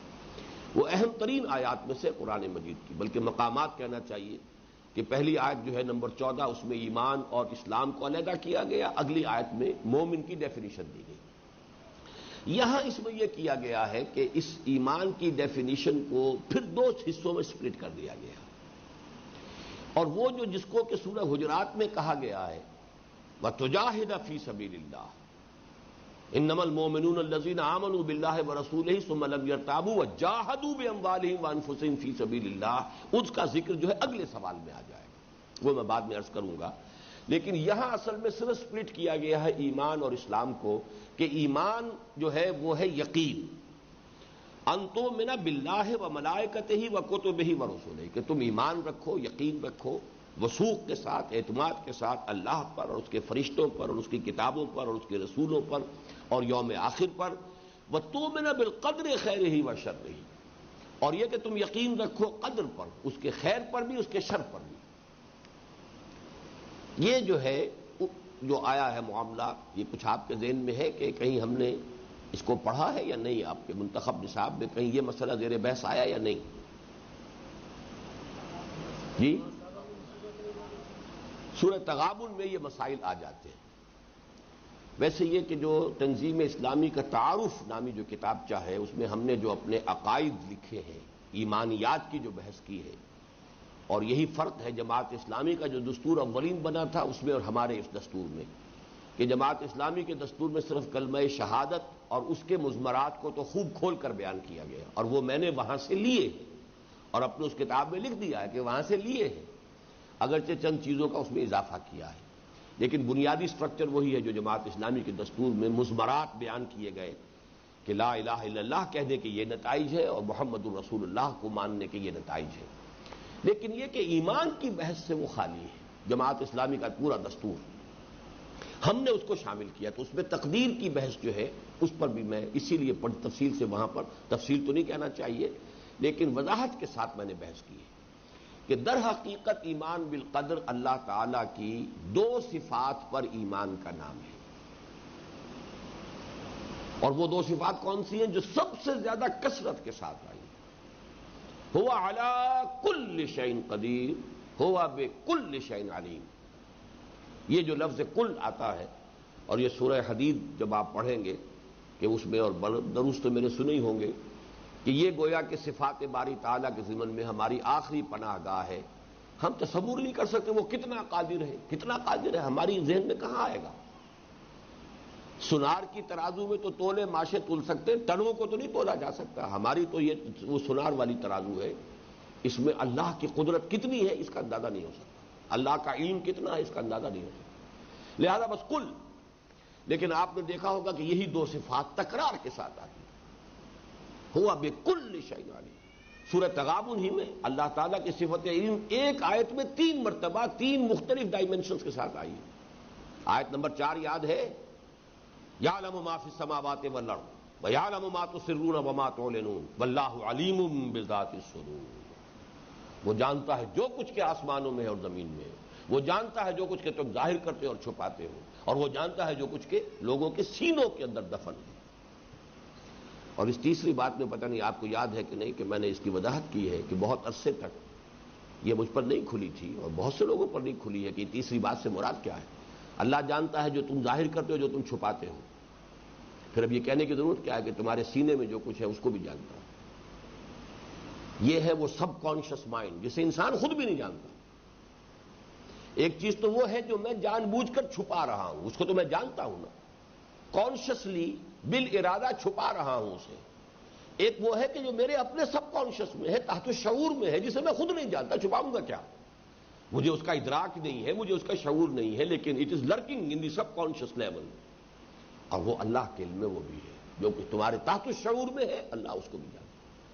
تو اس حوالے سے یہ تھرڈ ڈائمنشن جو ہے یہ اس آیت کے اندر یعلم ما فی السماوات والارض ویعلم ما تسرون وما تعلنون واللہ علیم بذات الصدور. اسی طریقے سے اللہ کی قدرت. اچھا، اللہ کی قدرت پر ایمان کا نتیجہ کیا ہے؟ میں ہاتھ تک نہیں ہلا سکتا جب تک کہ اذن رب نہ ہو. قادر مطلق صرف وہ ہے، میرے اندر کوئی قدرت نہیں ہے. قدرت کس معنی میں؟ کہ میں خالص اپنے اختیار سے اپنی انگلی کو جنبش بھی نہیں دے سکتا. پھر تو میں اس کا تو مطلب یہ ہوگا کہ میں علی الاطلاق قادر ہو گیا. میں قادر نہیں.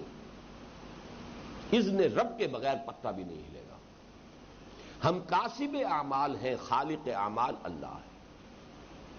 اپنے ارادے کی بنیاد پر نیکی یا بدی ہم نے کما لی، لیکن کوئی فعل بھی بالفعل اس کا ادراک، اس کا جو صدور ہے وہ ہمارے اختیار میں نہیں. وہ چھایا ہوا ہے، وہ تو بستولی ہے، استیلاء. اور اللہ تعالی کے علم پر ایمان، جو کچھ ہونا ہے وہ اللہ کے علم میں ہے. اس میں جیسا کہ میں نے وضاحت کی ہے مختلف مواقع پر، پری نالج اور پری ڈیسٹینیشن میں فرق کر لیجیے. پری نالج اور ہے اور پری ڈیسٹینیشن اور ہے. مجبور ہو جانا کہ پہلے سے میرے بارے میں اللہ نے طے کر رکھا ہے کہ میں یہ اٹھاؤں گا، میں نے اللہ کے حکم اور اس طے کرنے کی وجہ سے اٹھایا ہے، یہ چیز جو ہے یہ غلط ہے. اللہ کے علم میں تھا کہ اللہ یہ میں اٹھاؤں گا، میرے دل میں یہ ارادہ پیدا ہوگا، یہ علم میں تھا.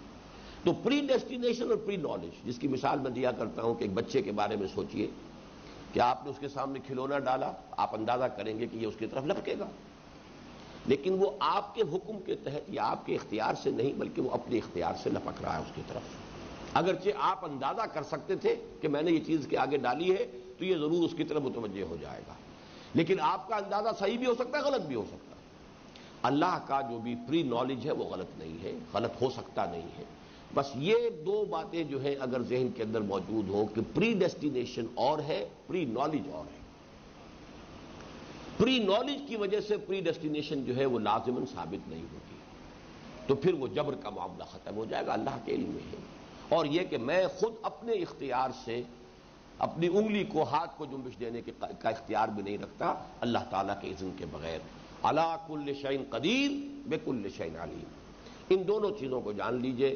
باقی تقدیر کے مسئلے میں بحث کرنے سے حضور صلی اللہ علیہ وسلم نے بڑی سختی کے ساتھ منع کر دیا ہے.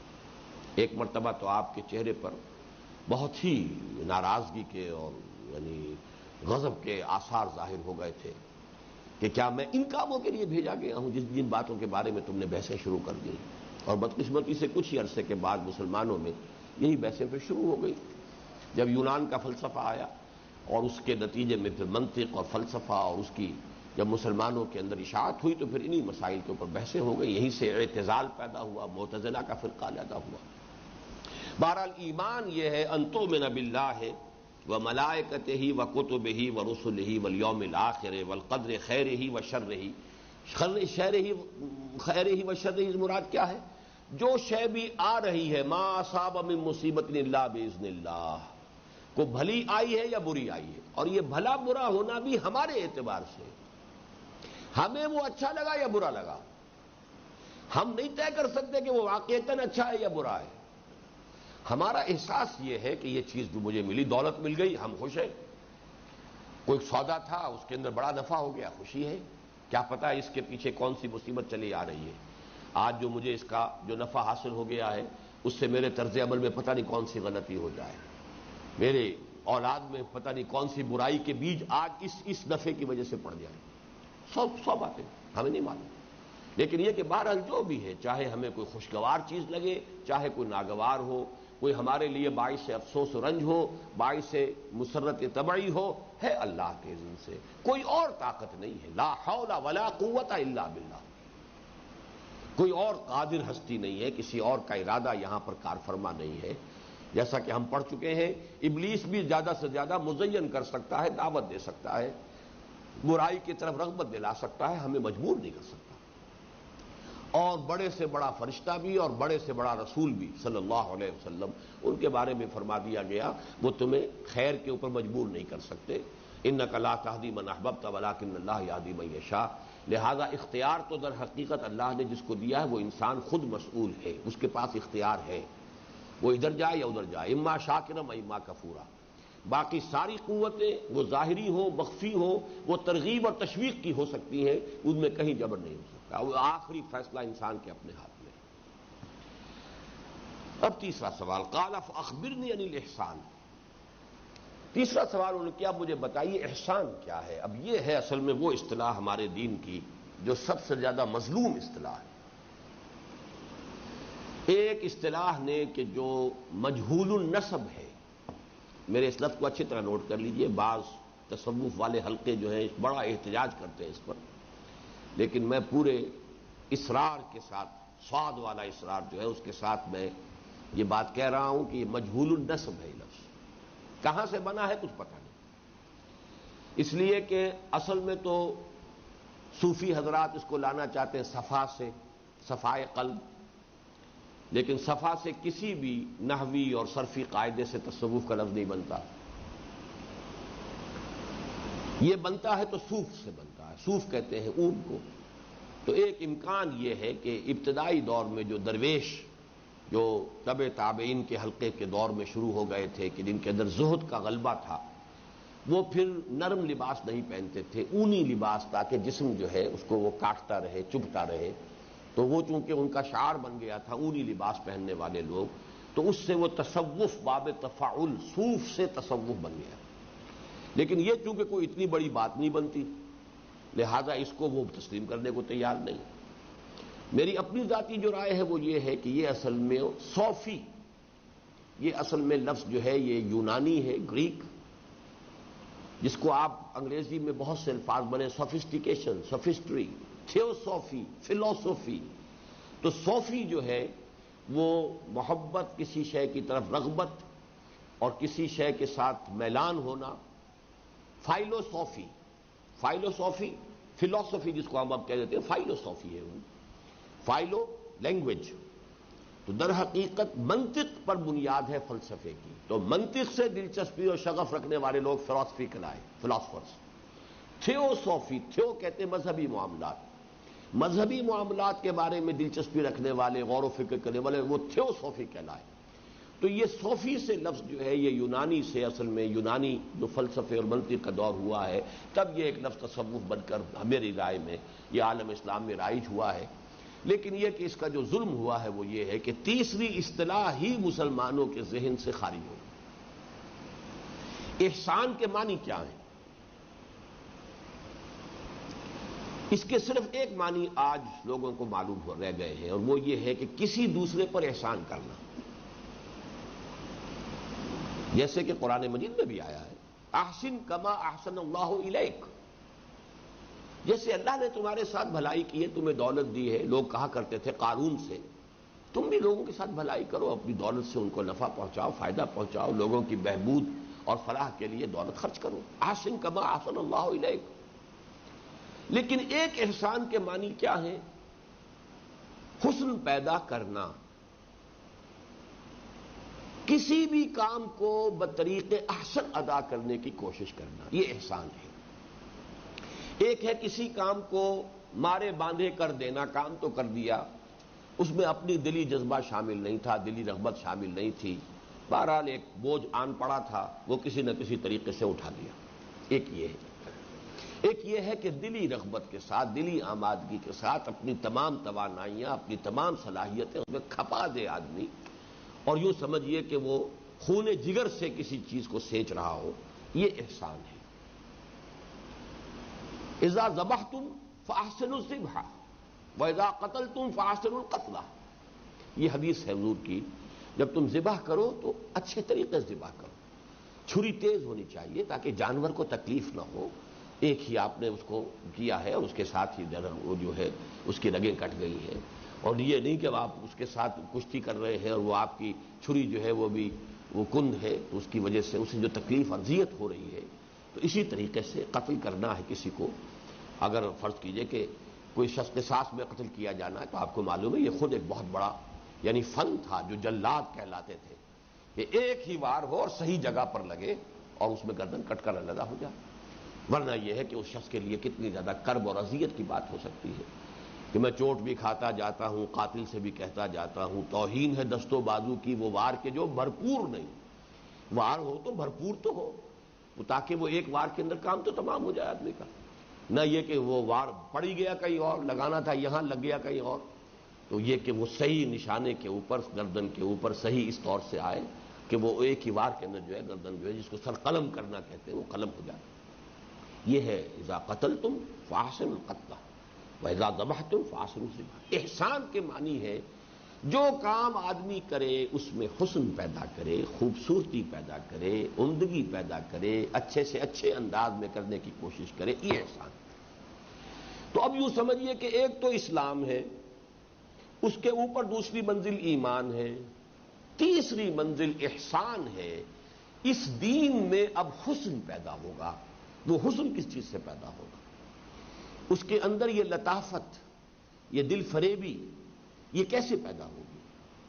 اس کا سوال کیا، قال فاخبرنی عن الاحسان، قال ان تعبد اللہ کأنک تراہ۔ یہ ہے حضرت عمر رضی اللہ تعالیٰ عنہ کی روایت۔ جواب دیا حضرت جبرائیل نے، احسان یہ ہے، یہاں پہ گویا کہ محذوف ہوگا، الاحسان ان تعبد اللہ، احسان یہ ہے، یہاں مبتدا جو ہے یہ گویا کہ محذوف ہے، الاحسان ان تعبد اللہ کأنک تراہ، کہ تم اللہ کی بندگی کرو ایسے کہ گویا کہ تم اسے دیکھ رہے ہو، یعنی یقین، وہی جو ایمان جو میں نے عرض کیا تھا یقین، لیکن اس کو اچھی طرح سمجھ لیجئے کہ یقین کے درجے جو ہیں وہ لامتناہی، میں بالکل اس کو جان بوجھ کر شعوری طور پر اس کا کوئی انتہا نہیں ہے۔ اور یہاں جو ہے اصل میں یہ سلطان باہو کا جو ایک شعر مشہور ہے، شاید میں صحیح اس کا تلفظ بھی نہ کر سکوں، دل دریا سمندروں ڈونگے کون دلاں دیاں جانے ہوں، کہ دل کی جو یہ کیفیت ہے، وہاں فرمایا لما یدخل الایمان فی قلوبکم، ابھی تو ایمان تمہارے دلوں میں داخل بھی نہیں ہوا، داخل ہونے کے بعد اس کی گہرائی، اس کی جو اس کا عمق ہے، اس کی تو کوئی حد ہی نہیں ہے۔ اس کی وجہ کیا ہے؟ یہ میں تو پوری طریقے سے ان چیزوں کو واضح کر چکا ہوں۔ اس دل، یہ دل مسکن ہے روح ربانی کا، اس روح ربانی کا براہ راست تعلق ہے ذات باری تعالیٰ کے ساتھ۔ تو دل دریا سمندروں ڈونگے، یہ سمندروں سے کہیں زیادہ گہرے ہیں، کون دلاں دیاں جانے ہوں، کون جان سکتا ہے ان کی گہرائیوں کو؟ تو یقین کا کوئی آخری حد نہیں۔ اب اس کا جو انسان کو سمجھانے کے لیے جو بات کہی جائے گی، کیونکہ ہمارا جو ہے مجبوری یہی ہے کہ جس چیز کو ہم اپنی آنکھ سے دیکھ لیں تب یقین ہو گیا، اس سے آگے ہمارے پاس یقین کا درجہ کوئی اور ہے نہیں، ہماری زبان محدود ہے، ہماری منطق محدود ہے، لہذا آخری درجے میں فرمایا ان تعبد اللہ کأنک تراہ، اس طریقے سے ایسے یقین کے ساتھ اللہ کی بندگی ہو رہی ہو کہ گویا کہ تم اسے دیکھ رہے ہو۔ فَإِن لَّمْ تَكُن تَرَاهُ فَإِنَّهُ يَرَاكَ، اس کے دو ترجمے کیے گئے، تو اس لیے کہ اگر تم اسے نہیں دیکھ رہے ہو تو وہ تو تمہیں دیکھ رہا ہے، گویا کہ یہ اس پہلی بات کے لیے بطور دلیل ہو جائے گا اگر ترجمہ یہ کیا جائے کہ ٹھیک ہے تم تو اسے نہیں دیکھ رہے لیکن وہ تو تمہیں دیکھ رہا ہے نا، لہذا یقین کی یہ کیفیت پیدا ہو سکتی ہے کأنک تراہ۔ ایک یہ ہے کہ یہ دوسرا درجہ ہے، ایک تو سب سے چوٹی کا درجہ ہو گیا یقین کا، ایسا یقین کہ گویا کہ اپنی آنکھوں سے دیکھ رہے ہو، اور ایک یہ کہ کم سے کم یہ تو ہو احسان کو کوالیفائی کرنے کے لیے، اس گریڈ میں آنے کے لیے کم سے کم لیول جو ہے وہ یہ ہے کہ یہ بات تو مستحضر رہے کہ I am in his presence, وہ مجھے دیکھ رہا ہے، یہ یقین جو ہے کم سے کم حاصل ہو۔ اگر یہ نہیں ہو کہ میں اسے دیکھ رہا ہوں۔ پہلی بات تو یہ نوٹ کیجئے کہ یہ درجہ یقین کا حاصل ہو سکتا ہے یا نہیں۔ اب اس میں ظاہر بات ہے کہ ہم لوگ تو ایک تخمینے کی بات کریں گے، اندازے سے بات کریں گے، لیکن بعض صحابہ کا جو قول ہمیں مل گیا ہے وہ ہمارے لیے سند کا درجہ رکھتا ہے۔ ایک صحابی سے حضور نے فجر کی نماز کے بعد، آپ کی عام عادت مبارکہ تھی، پوچھتے تھے، خیریت دریافت کر لی، کوئی سوال کر لیا، کسی نے کوئی خواب دیکھا ہو رات کو، اس کا تذکرہ ہو گیا تو ایک صحابی سے پوچھ لیا کیف اصبحت، آج صبح کیسی ہوئی؟ ان کا جواب غیر معمولی تھا، اصبحت مومنا حقا یا رسول اللہ، اے اللہ کے رسول، مجھے ایک سچے مومن کی صبح نصیب ہوئی ہے۔ اب یہ چونکہ غیر معمولی بات تھی، ایسا دعویٰ، تو آپ نے فرمایا لکل شیء صفۃ فما صفۃ ایمانک، ہر شے کی کوئی صفت ہوتی ہے جس سے وہ پہچانی جاتی ہے، یہ سفید ہے، یہ سیاہ ہے، یہ ٹھنڈا ہے، یہ گرم ہے، کوئی صفت ہوتی ہے۔ تو تم نے جو اتنے وثوق سے کہا کہ اصبحت مومنا حقا یا رسول اللہ، تو ذرا بیان کرو تمہارے اس ایمان کی صفت کیا، کیفیت کیا ہے؟ تو انہوں نے عرض کیا کانی انظر الی الجنہ وکانی انظر الی النار، اے اللہ کے نبی میری کیفیت یہ گویا کہ اپنی آنکھوں سے آگ کو دیکھ رہا ہوں اور اپنی آنکھوں سے جنت کو دیکھ رہا ہوں۔ تو یہ جو ہے معاملہ کانی، یہاں بھی یہی ہے، انت عبد اللہ کانک تراہ، کاننا جالا معاملہ جو ہے وہ اسی حدیث میں بھی کانی انظر الی الجنہ وکانی انظر الی النار، میری کیفیت، میرے یقین کا عالم یہ ہے کہ گویا کہ میں اپنی آنکھوں سے جنت کو دیکھ رہا ہوں، اپنی آنکھوں سے میں دوزخ کو دیکھ رہا ہوں۔ تو پہلی بات تو یہ سمجھ لیجئے۔ اب یہاں پر جو ہے پہلے میں چاہتا ہوں کہ قرآن مجید کی بعض آیات سے بھی اس لفظ احسان کو آپ پہچان لیں۔ سورہ بقرہ میں فرمایا بلا من اسلم وجہہ للہ وہو محسن فلہ اجرہ عند ربہ، کیوں نہیں؟ جس نے بھی اپنا چہرہ اللہ کے سامنے جھکا دیا، سر تسلیم خم کر دیا، اور وہ درجہ احسان پر فائز ہو گیا۔ یہاں اسلام کے بعد ایک دم جو ہے تیسری منزل احسان کا تذکرہ ہو گیا۔ اسی طریقے سورہ لقمان میں فرمایا وَمَن يُسْلِمْ وَجْهَهُ لِلَّهِ وَهُوَ مُحْسِنٌ، جس نے بھی اپنا چہرہ اللہ کے سامنے جھکا دیا ہے، اپنا سر جھکا دیا ہے، سر تسلیم خم کر دیا ہے، اور وہ احسان کے ساتھ۔ لیکن اس معاملے میں جو اہم ترین آیت ہے وہ سورہ مائدہ کی آیت ہے، جس میں کہ یہ 3 درجے آئے ہیں، لیکن ذرا وہاں پہ لفظ مختلف ہیں، اس کو سمجھ لیجئے، اس لیے کہ اس حدیث کی کوریلیشن اس آیت کے ساتھ کرنی لازم ہے۔ سورہ مائدہ کے اختتام پر یہ آیت آپ کو ملے گی، مجھے پاس نمبر اس کا نوٹ نہیں ہے۔ جب شراب کی آخری حرمت کا تذکرہ حکم آ گیا تو صحابہ میں ایک تشویش پیدا ہو گئی، اس لیے کہ بعض تو ایسے تھے جنہیں ساری عمر پیتے ہوئے گزر گئی، تو اب خیال ہوا ہوگا کہ وہ تو ہمارے تو جسم کے اندر رچی بسی ہوئی ہے شراب، اگر وہ اتنی ہی خراب شے تھی تو ہمارا ایک گوشت پوشت کا کیا بنے گا جو اسی شراب گویا کہ اس کے ریشے ریشے کے اندر سرایت کیے ہوئے۔ تو اس پر پھر جو ہے ان کی تشویش کے ازالے کے لیے، جیسے کہ آپ کو معلوم ہے کہ جب تحویل قبلہ کا حکم آیا ہے تو اس وقت بھی بعض مسلمانوں کو تشویش ہو گئی تھی کہ یہ 16 مہینے ہم نے نماز پڑھی بیت المقدس کی طرف رخ کر کے، اگر اصل قبلہ یہ تھا تو گویا کہ 16 مہینے کی نمازیں تو ہماری ضائع ہو گئی۔ اور فرض کیجئے کیا لازماً اس عرصے میں کچھ مسلمان فوت ہو گئے، اب جو تو زندہ ہیں چلیے وہ کوئی تلافی کر لیں گے، وہ کوئی توبہ کر لیں گے یا تلافی کر لیں گے یا نمازوں کی قضا کر لیں گے، کچھ بھی کر لیں گے، جو فوت ہو گئے ان کا کیا ہوگا؟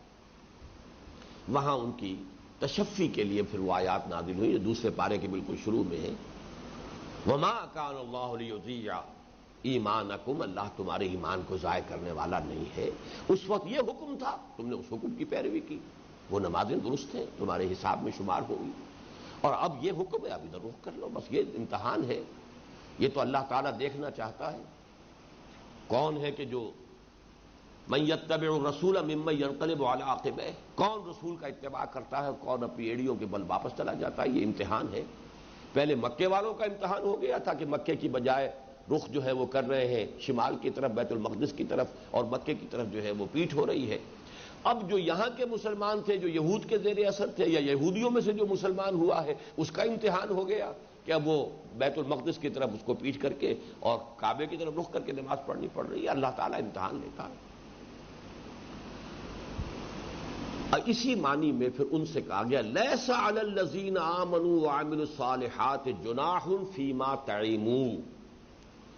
کوئی حرج نہیں ہے, کوئی ذمہ داری نہیں ہے, کوئی باس پرس نہیں ہوگی, کوئی گناہ نہیں ہے ان لوگوں پر کہ جو ایمان لائے, جنہوں نے عمل صالح کا حق ادا کیا, جو کچھ انہوں نے کھایا پیا اس پر پوچھ گچھ نہیں ہوگی جو پہلے کھایا پیا گیا. اذا متقوا وآمنوا وعملوا الصالحات ثم اتقوا وآمنوا ثم اتقوا واحسنوا واللہ یحب المحسنین. انتہائی اہم آیت ہے یہ, اور اس حدیث کے ساتھ اس کو کوریلیٹ کر لیجیے. جب تک کہ ان میں تقویٰ کی روش تھی وہ ایمان لائے اور انہوں نے نیک عمل کیے, پھر اور ایمان لائے, پھر اور ایمان لائے اور احسان کے درجے پر فائز ہوئے. 3 درجے آ گئے اور تقویٰ دونوں میں ہے. ثم اتقوا وآمنوا ثم اتقوا واحسنوا. لیس علی الذین آمنوا وعملوا الصالحات جناح فیما طعموا اذا اتقوا وآمنوا وعملوا الصالحات ثم اتقوا وآمنوا ثم اتقوا واحسنوا واللہ یحب المحسنین. اب یہاں پر چونکہ پہلی مرتبہ اسلام کا لفظ نہیں آیا, ایمان کا لفظ آیا ہے, دوسری مرتبہ پھر ایمان کا لفظ آیا ہے. یہاں ایمان سے مراد قانونی ایمان ہوگا. یہی وجہ ہے کہ اس میں عمل صالح کو علیحدہ کیٹیگری کی حیثیت سے رکھا ہے. ایمان اور عمل کا جو تعلق ہے, آیا ایمان عمل جو ہے ایمان کا جز ہے یا نہیں ہے, آیا یہ ایک سیپریٹ اینٹی ہے یا ایمان ہی کے اندر داخل ہے, یہ بحث ہے امام بخاری اور اہل حدیث جو ہے ان کے مابین, اور ادھر جو ہے حنفی امام ابو حنیفہ کے مابین. یہ ایک بہت بڑا مارکۃ الآراء مسئلہ ہے.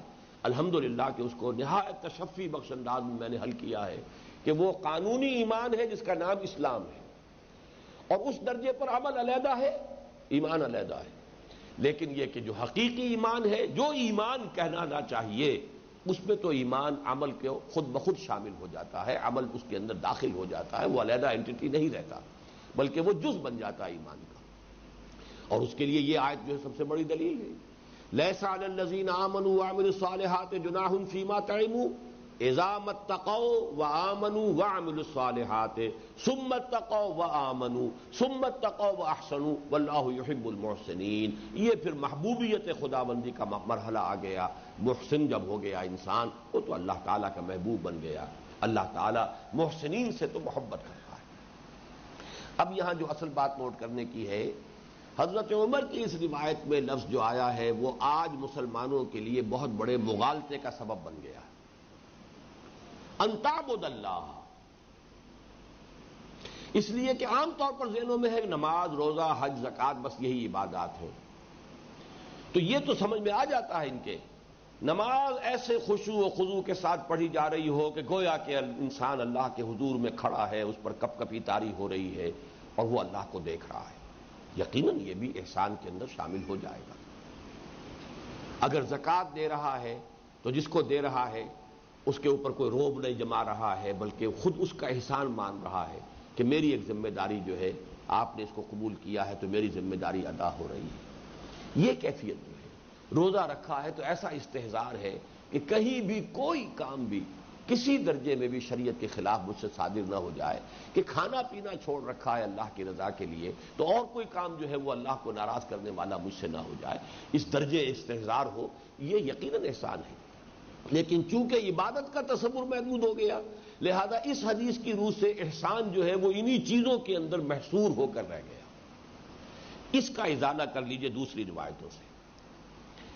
حضرت عبداللہ ابن عمر کی روایت میں الفاظ ہیں ان تخش اللہ کانک تراہ فإن لم تکن تراہ فإنہ یراک.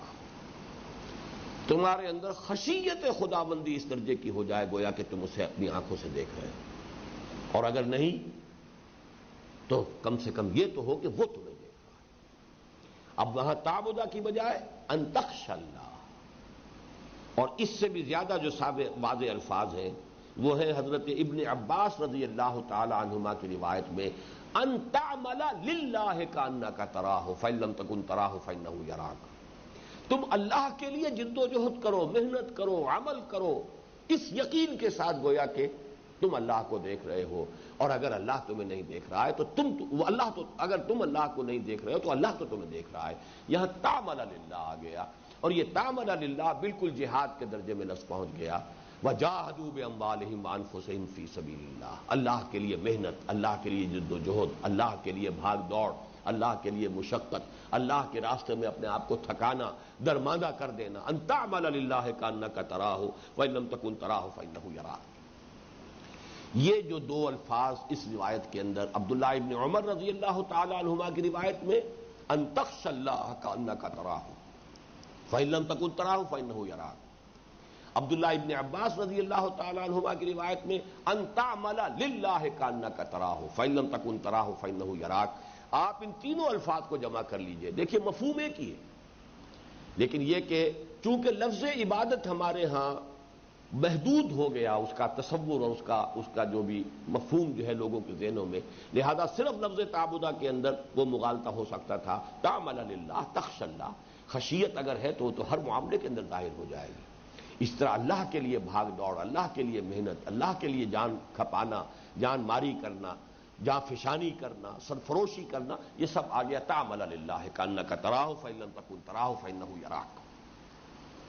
اب چوتھا سوال آیا، قال فاخبرنی عن الساعہ، چوتھا سوال کیا مجھے بتائیے قیامت کے بارے میں۔ قال ما المسئول عنہا بعلم من السائل،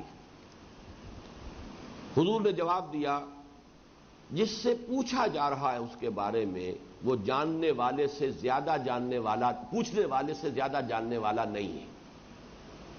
اچھا، اگر اس کو آپ جوڑ لیجئے اس واقعے کے ساتھ کہ بعد میں آپ نے فرمایا کہ میں نے نہیں پہچانا تھا کہ یہ جبرائیل ہے، تو گویا کہ آپ نے عام انسان سمجھا، تو یہاں حضور نے قیامت کے بارے میں اپنی لا علمی کو عام انسان کی لا علمی کے برابر قرار دیا۔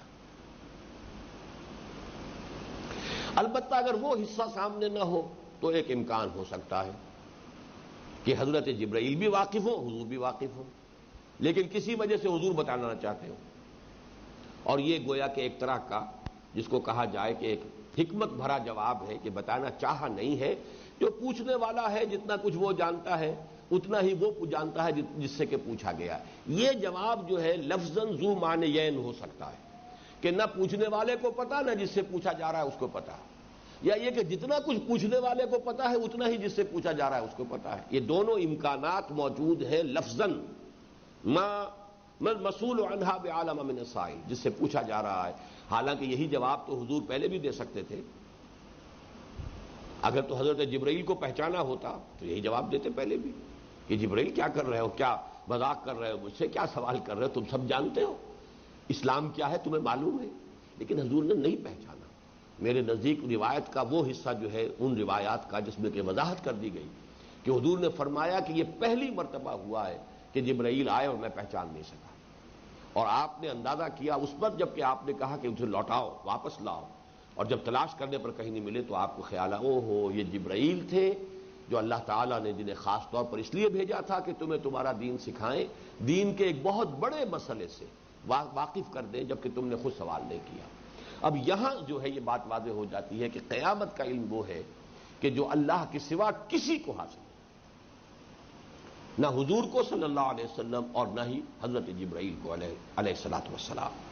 قال فاخبرنی عن اماراتها، اب انہوں نے یوں کہہ دیجئے کہ پانچواں سوال کیا تو پھر مجھے اس کی کچھ علامتیں بتا دیجئے، کچھ نشانیاں بتا دیجئے۔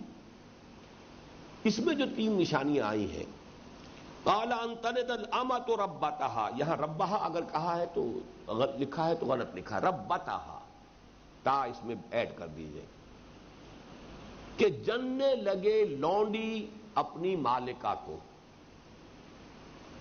اس کا مفہوم کیا ہے؟ جبکہ اولاد اتنی سرکش ہو جائے گی کہ بیٹیاں ماؤں پر حکومت کریں گی۔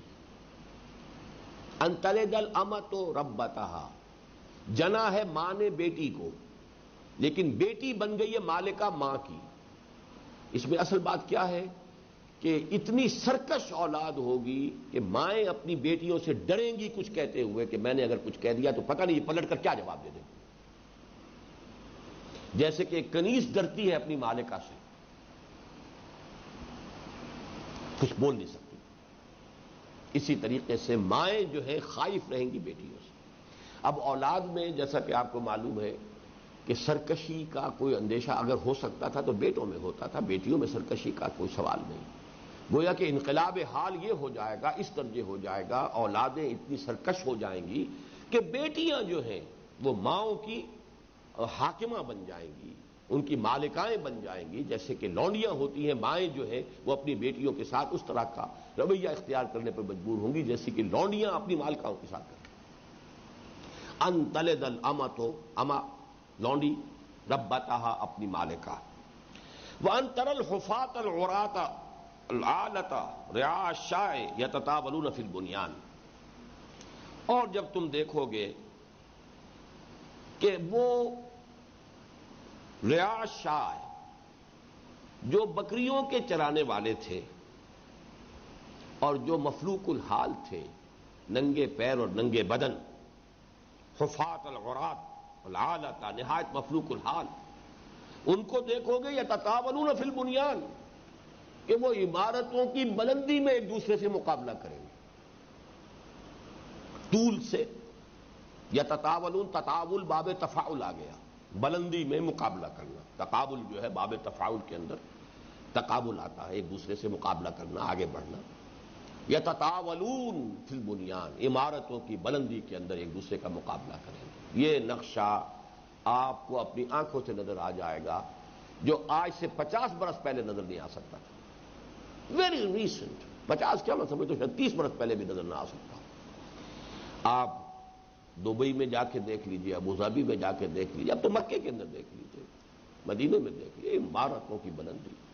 اور ابوظہبی میں نے اپنی آنکھوں سے دیکھا ہے ایسی عمارت کہ جو یہاں اگر ہو ہمارے پاس تو اس شخص کو بہت بڑا جو ہے وہ لینڈ لارڈ سمجھا جائے، اور اس کو صرف اس لیے گرایا جا رہا تھا کہ اس کے سامنے اس کے ساتھ ایک ایسی عمارت بن گئی تھی جو اس سے اونچی تھی۔ ساری عمارت گرا کر پھر اثر نو اس سے بلندتر عمارت بنانے کے لیے، اور وہاں تو آپ کو معلوم ہے کہ نہ فرنیچر پھر اس میں سے نکالتے ہیں، نہ ایئر کنڈیشنر نکالتے ہیں، اس لیے کہ ان چیزوں کے نکالنے پر جو مزدوری صرف ہوتی ہے وہ ان کی قیمت سے بڑھ کر ہوتی ہے، لیبر چارجز اتنے ہیں۔ لہذا وہ جب عمارتوں کو گراتے ہیں تو ایئر کنڈیشنر اور سارے فرنیچر اور ان کا سارا ساز و سامان اس کے ساتھ ہی ڈمپ ہوتا ہے اور اس ملبے کا حصہ بن جاتا ہے، اور صرف اس لیے کہ ایک عمارت چونکہ نسبتاً زیادہ اونچی بن گئی اور اس شخص کے لیے یہ ناقابل برداشت بات تھی، اس نے اس سے اوپر کی عمارت بنانے کے لیے اس ساری عمارت کو ملیا میٹ کیا۔ تو یہ احادیث، یہ جو حدیث کے اندر 2 علامتیں آئی ہیں، یہ تو بتمام و کمال ظاہر ہو چکی ہیں، ان میں تو کسی شک و شبے کی گنجائش نہیں رہی۔ وَأَن تَرَى الْحُفَاةَ الْعُرَاةَ الْعَالَةَ رَعَاءَ الشَّاءِ يَتَطَاوَلُونَ فِي الْبُنْيَانِ ثُمَّ انطَلَقَ۔ اب اس کے بعد کا آخری حصہ وہ ہے کہ پھر وہ صاحب چلے گئے، وہ شخص چلا گیا۔ فَلَبِثْتُ مَلِيًّا، میں اسی شش و پنج میں رہا کہ یہ معاملہ تھا کیا، کون تھے یہ، سائل کون تھا۔ ثم قال لی، اور یہ میں بتا چکا ہوں کہ یہ 3 دن کے بعد پھر حضرت عمر کی ملاقات حضور سے ہوئی ہے، تو حضور نے دیکھا ہوگا کہ ابھی تک عمر شاید واقف نہیں ہے کہ یہ واقعہ کیا تھا، شش و پنج میں ہے، چہرے پر آثار ہوں گے کچھ الجھن کے۔ تو یا عمر اتدری من السائل، تمہیں نہیں معلوم عمر کہ تمہارے علم میں یہ بات نہیں آئی کہ یہ سائل کون تھا، اس روز کا واقعہ کیا تھا۔ قلت اللہ ورسولہ عالم قال فإنہ جبرائیل اتاکم یعلمکم دینکم، وہ جبرائیل تھے اور وہ آئے تھے تمہیں تمہارا دین سکھانے کے لیے، اور دین سے مراد جیسا کہ میں نے عرض کیا اہم بات یہی ہے، دین کی اصل حقیقت اسلام، ایمان، احسان، اور یہ 3 مراتب۔ ان میں سے پہلی چیز کی اہمیت جو ہے وہ ریاست اور معاشرے کی رکنیت اور اس کی شہریت کی بنیاد پر ہے، دنیا کا سارا نظام اسلام پر، آخرت کا سارا فیصلہ ایمان پر، اور جو دین کی بلند ترین منزل ہے اس کے لیے اصطلاح ہے احسان، اور اس میں ان تعبد اللہ کانک تراہ فإن لم تکن تراہ فإنہ یراک، ان تعمل للہ کانک تراہ فإن لم تکن تراہ فإنہ یراک، ان تخشى اللہ کانک تراہ فإن لم تکن تراہ فإنہ یراک۔ یہ کیفیت جو ہے یہ دین کی آخری منزل ہے، اور یہ اصل میں بلند ترین اونچائی جو ہے، جتنا اونچا درخت ہوگا اتنی نیچی جڑ جو ہے گہری ہونی چاہیے۔ ایمان جتنا گہرا ہوتا جائے گا اس ایمان اسلام کی عمارت جو ہے، اسلام ایمان اور احسان کی عمارت بلند سے بلند تر ہوتی چلی جائے گی۔ یہ ہے دین کا وہ اصل فہم، حکمت دین کا ایک اہم باب، جس کو سکھانے کے لیے حضرت جبرائیل کو اللہ تعالیٰ نے بطور خاص بھیجا، تاکہ ان کے سوالات کے جوابات کے نتیجے میں یہ حقائق جو ہیں یہ صحابہ کرام پر واضح ہو جائیں۔ اقول قولی ھذا واستغفر اللہ لی ولکم ولسائر المسلمین والمسلمات۔